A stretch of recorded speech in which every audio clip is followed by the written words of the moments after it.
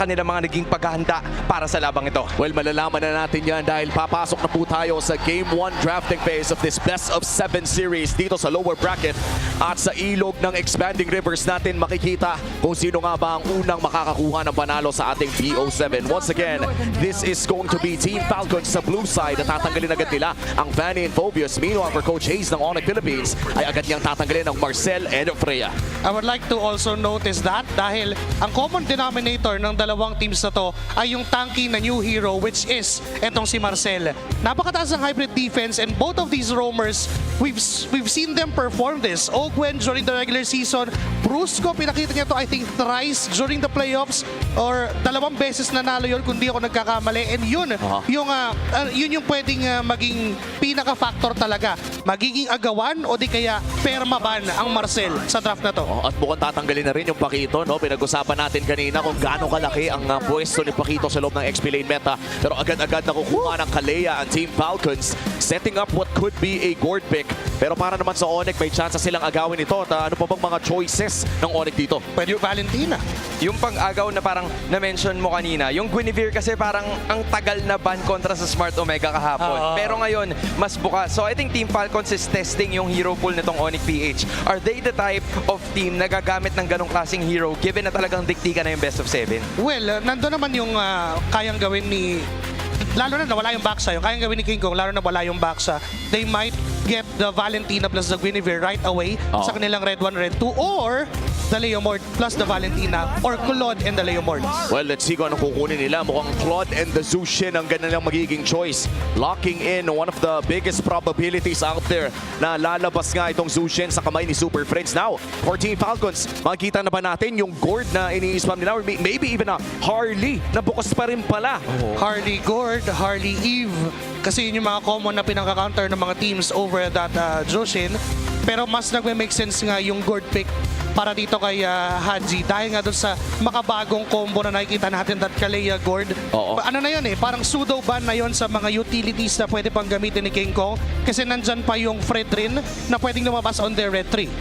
Medyo delikado nga lang kung sakali dahil with that Claude na may backline access, pwede pa kumuha ni Sandiviro. So instead, they're gonna go for a Valentina patay ng Suyu on the hands of Kyle and Haji. Last pick here para sa Onic Philippines.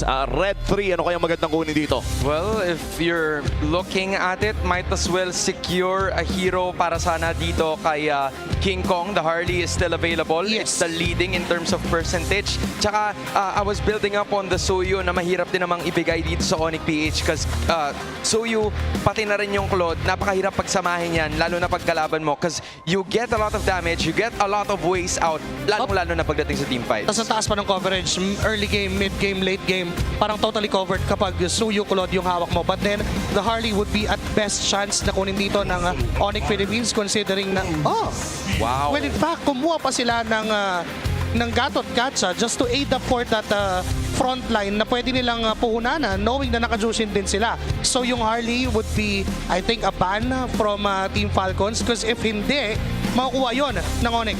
Well, malalaman na natin kung paano nga ba magpapatuloy ang draft na ito. Pero para hukayin pa mas lalo, kunin na natin ang tulong ng ating on-ground panelists. Thank you so much, Caster. So we're now here in the second phase of drafting. For Team Falcons, gotta say, I love that they, number one, took away the Kalea for Brusco, one of their best picks, and of course, Ogwen, pretty efficient with it as well. Then they paired it up with a Valentina, but they already showed their row mid trio, while Onic still has a bit of room to adjust. Yun nga lang na-reveal din ng Onic yung kanilang gatot plus the Jushin. So medyo alam mo na yung parang MO dito, which is dive ulit para dito sa Onic Philippines. Meanwhile, for Falcons, hindi pa natin totally sure. Kadalasan hindi pinag-combo ang Kalea plus the Valentina kasi naghahanap ka ng burst. Pero Falcons mahilig talaga sa combo na to. So with the combination of this Suyo, meron na agad silang kill potential with this Kalea. Let's see if the playoffs allergy of Falcons towards the Moskov is cured, and they'll probably consider picking it up, unless Onic decides to ban it, of course. But I wouldn't take it away from Falcons to maybe lean towards a little bit more of a late game marksman like a carry over the Moskov. But at this point, considering that playing the map looks like will work out well for them as an option, they want to consider it, I think. Yeah.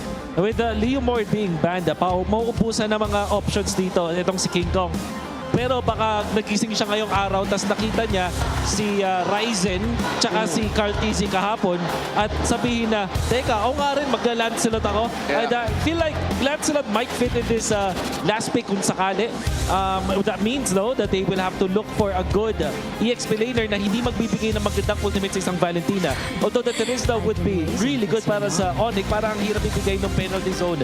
So baka mag-settle na lang sila dito with either Alice o kaya naman ng isang glue for Onic Philippines. Yeah, but the last time we saw Haji go up against a team with an Alice, while he was using a Valentina, he ended up getting a highlight, and people realized then that he was the best Valentina in MPL PH Season 17. But no, I agree, because the pool of EXP lane heroes that don't have big ticket ultimates but still slots in well for the lineup of Onic is close to non-existent.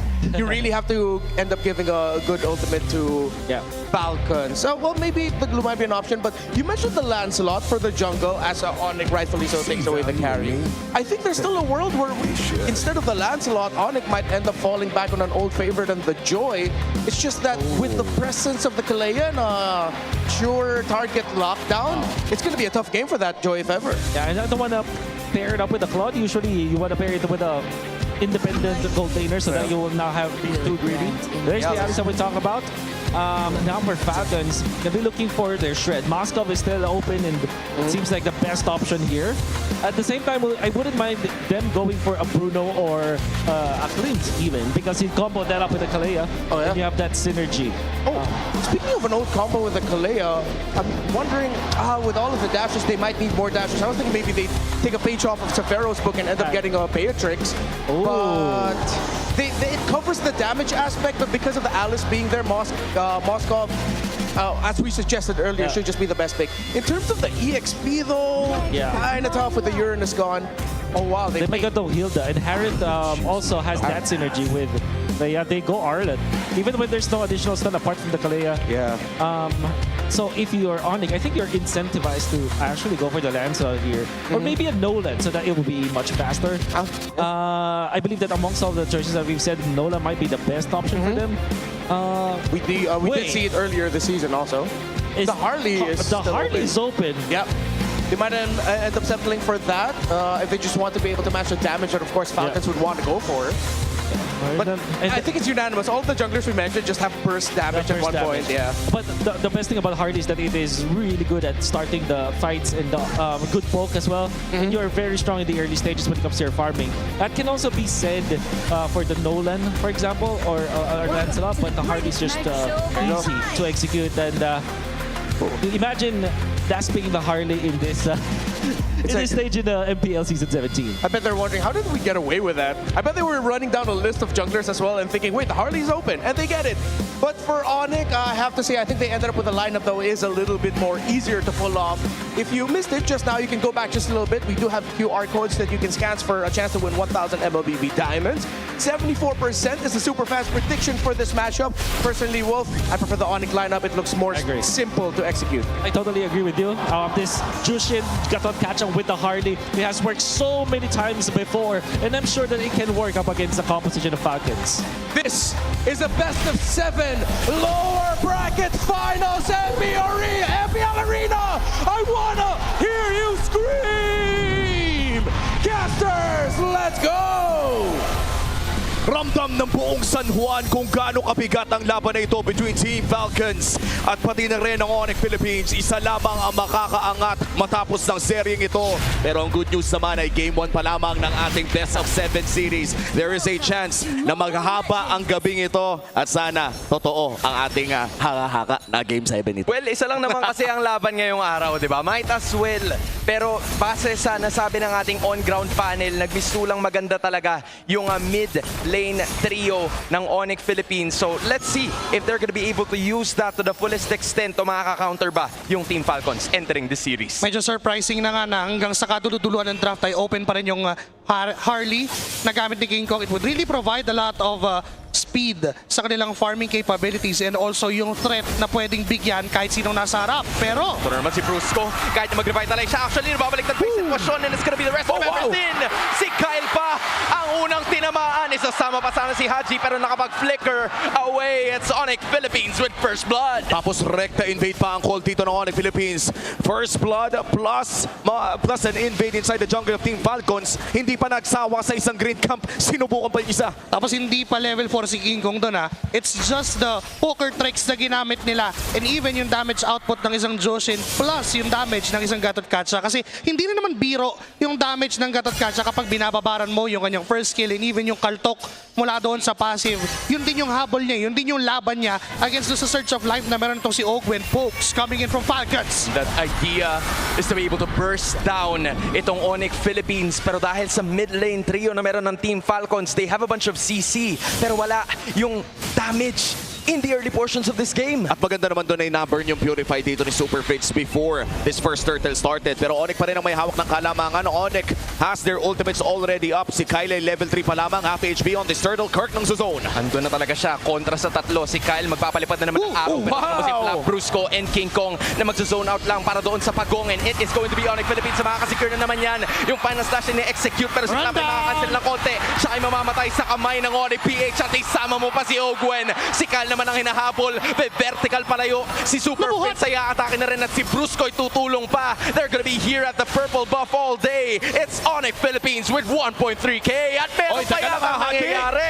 It's gonna be the others going at it again pero doon na matitigil with Haji copying the Crimson Beacon. Kinailangan talaga ng Team Falcons na protektahan ang kanilang purple buff dahil sobra na silang nalulugi ng early game pa lamang. Already 1.5k deficit compared dito sa Onic Philippines na para bang gumana lahat ng kanilang mga skirmishes. What a crucial space escape mula kay King Kong, dodging that final slash that could have led to a death para doon sa jungler ng Onic Philippines. And after that, everything else followed for Onic Philippines. May kakayahan silang mag-run down, may kakayahan silang mag-chase. And for Team Falcons, they have to expend a lot of resources. Kailangan gamitin ni Kyle yung double vertical niya para lang makatakas doon. And even itong si Haji, nahihirapan siya kasi once mawala yung double dash, maglalakad na lang yung Valentina niya. Purify is available para dito kay Savero, kaya naman hindi ata itutuloy ng Falcons ang balak nilang masama sa gold laner ng Onic Philippines. Reset na lang muna ang kanilang call at hindi naman gumagalawan lamang ng Onic Philippines pero napaka-proactive ni King Kong sa pag-i-invade sa loob ng jungle ng Falcons. Yun naman yung kaya dapat asahan sa isang Harley, yung bilis ng pag-ikot sa jungle camp and yung speed ng pag-clear ng jungle camp. Kasi even dalawang poker tricks lang is enough para bumawas o pumatay ng isang green camp. So, minamaximize lang ng Onic Philippines yung kalamangan nila. This is somewhat going to the mid game and pwede mag-translate papuntang late game kung hindi mapipigilan ng mga Falcon. At Hunter Strike nga tayong inaabangan dito kay Kyle, no? Hindi na magmamadali patungo doon sa Sky Piercer as we wait for the second turtle of this game. 5 segundo bago ito lumabas. Onic Philippines pa rin ang may hawak ng somewhat big na gold lead. 4 minutes in. Pakiramdam nyo ba kailangan mag-contest dito ng Falcon? So ibibigay na lang ba muna? Men, gusto talaga nilang sumugod eh. Si Ogwen, si Haji nakapwesto nung una pero biglang na-realize nila na kumukuha pa ng purple itong si Kyle at malinis tratrabahuin ng Onic Philippines ang ikalawang pagong. Tila may pagkataka na naman nagagawin dahil si Ogwen na malatatagan ng Deadly Magic. He's still gonna be safe from that pero malinis ang kuha ng Onic. You know what? Even if they want to, even if Falcons wants to contest for that objective, hindi nila kaya. They just can't. Dahil dun sa kalamangan na hawak ng Onic Philippines, pwede silang tumayo ng ganyan. Parang nakapalibot na naman kay Ogwen. So itataktak niya na lang. Pressure na naman na nawala ng buhay sa pagkakataon na yun. Wow! Magmo-moonwalk palabas kami ng AOG. It's Onic with a pick-off. 4-0 in terms of kills. Malinis na naman ang pag-atake ng Onic Philippines. May nakuha sa loob ng gubat, nakakuha pa ng isang kill. Immediately transitioning it to mid lane pressure as well. Para bang yung early game talaga ng Onic ay nakukuha nila lahat ng kanilang gusto. Kung gustong makasurvive ng Team Falcons right now, they have to pick their fights. Kailangan alamin nila kung saan sila lalaban and they have to be a full 5v5 fight.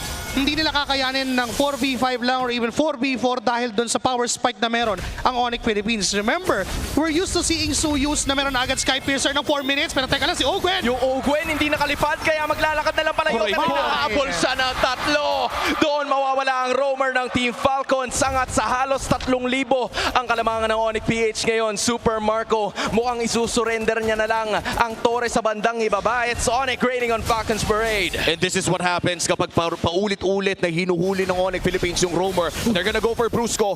Masyado pang mahunat, masyado pang lamang. Kalmado muna, may makukuha sa baba doon si Savero. Onic Philippines, dahil walang roamer ang Team Falcons sa paulit-ulit nilang pinipitas, ay makikita natin kinokontrol nila ang mapa ngayon. Pero for Team Falcons, that's 300 gold away para makasecure itong si Ogwin ng Radiant Armor niya, and that would give a lot of change entering the mid game dahil masusustain niya kahit papano yung damage ng isang Harley, pero yung bawi naman ng Harley ni King Kong is yung Genius Wand na hawak niya. Nababawasan yung magic defense na meron. Kahit pa sabihin mo magka-Radiant Armor itong si Ogwin, kapag nagsabay yung damage ng Zosidad ng Harley, mahihirapan pa rin siyang i-sustain yun. That's true. At sisimula na nga ng Onic dito, panghuling pagong. Agad na bibigyan si Ogwin. May vision man ang Team Falcons pero di napapalag pa rin. Doon naman yung Throne of Ruin together with the final slash as well. Palili pa rin itong si Flap, mag-flicker pa rin at si Kirk pa rin ay buhay. Sama 5v5 ang magiging sitwasyon and the third time's gonna be reset pero susugod na naman susunod itong si Marco. Ogwen at Haji rin pero walang makakapigil sa Onic para kunin ang pagong. Ito na naman ang laban na hinihintay na yata ng Team Falcons pero still lumalaban pa rin. At talagang kinukuha nila pa isa-isa with Falcons finally getting their first kill courtesy of Haji being the only one unscathed as Onic still able to get all 3 turtles. Perfect objectives para dito sa Onic Philippines at bukod pa dyan ay nakakuha pa sila ng tuloy-tuloy na pag-kill. And totoo doon yung ginawa ni Super Friendsman. Instant purify, parang hindi na final slash. And even on that clash, na dahil napanalo nga nila yung turtle plus that clash and even the turret down mid lane, lumobo yung alamangan ng Onic Philippines to 4.8k na galing kanina sa patukay-tukay lang. That's one item. Kung tutusin, kung susuma mo doon sa ginawa ng Onic Philippines, para kang nakalamang ng isang buong item. That's a lightning transon na meron na agad itong si King Kong. Maximum ang kanyang cooldown reduction. Makaka-expect tayo ng a lot of faster rotations and even faster bursts dahil hindi pa rin siya kayang iwasan ngayon ng Team Falcons. Ang tanging magagawa ng Falcons, wag munang lumaban. And that's a whole 2,000 gold lead compared sa jungle ng Team Falcons na paulit-ulit din naman kasi ini-invade ng Onic. And that's another turret na mapupunta sa kamay ng Super Family as we enter the 8-minute mark kung saan kontrolado na ng Onic Philippines ang 80% ng mapa.